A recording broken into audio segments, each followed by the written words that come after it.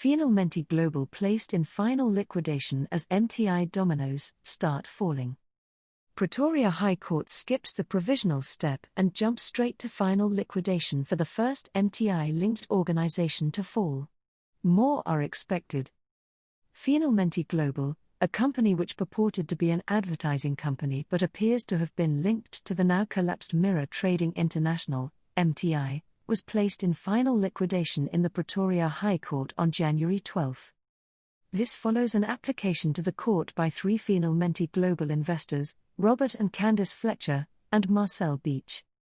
Robert Fletcher's affidavit says he is owed 847,800 rands by Finalmente, or about 1.5 Bitcoin. An investigator for the applicants says upwards of 500 million rands could be at risk in the scheme.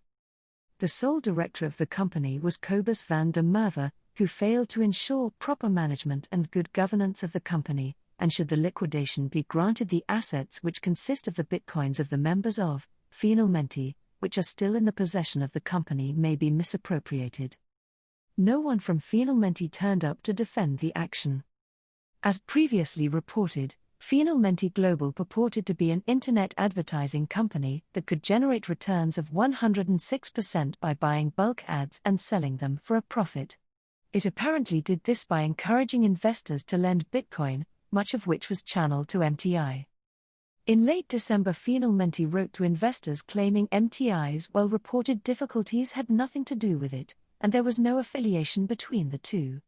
Then last week it sent out another message saying that due to the demise of MTI, Finalmente had lost a substantial amount of money from a loss of advertising revenue as well as investments it had placed in the company. Fletcher's affidavit lays out the background to Finalmente, saying it was registered as a cryptocurrency trader in 2019 and solicited Bitcoin from members of the public. Investors were then instructed to move Bitcoin to a wallet controlled by Finalmente, at which point investors lost control of their crypto assets. This Bitcoin was supposedly traded on a trading platform, though there appears to be no evidence of this. Fletcher says Finalmente can be classified as a multi-level marketing scheme where investors or members earn commissions for introducing new members. Trading profits from the scheme would be reflected in the investor's Finalmente account, to which would be added commissions from new investors introduced. Finalmente's business model was set up to function as a referral structure. The purpose of this was to recruit new investors/members on a daily basis in order to generate income. Fletcher says he got involved when a friend introduced him to the scheme, which was offering returns of up to 7% a week. He originally invested 155,000 rands and was so impressed with the reported growth that he subsequently invested further amounts. The total amount invested by the three applicants in the case came to 1.2 million rands.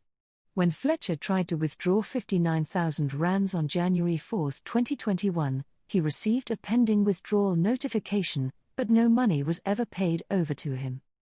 Based on this, and the messages from Finalmente saying it could no longer continue operating, the company is both factually and commercially insolvent, and it was therefore just and equitable to wind it up, says Fletcher's affidavit.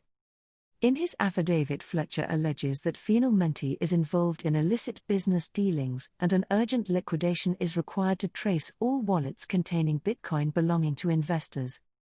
Liquidators are expected to be appointed by the court in the coming days, and will then be tasked with tracing whatever assets remain in the company. Don't forget to hit the subscribe and notifications buttons for more news from Crypto Pirates.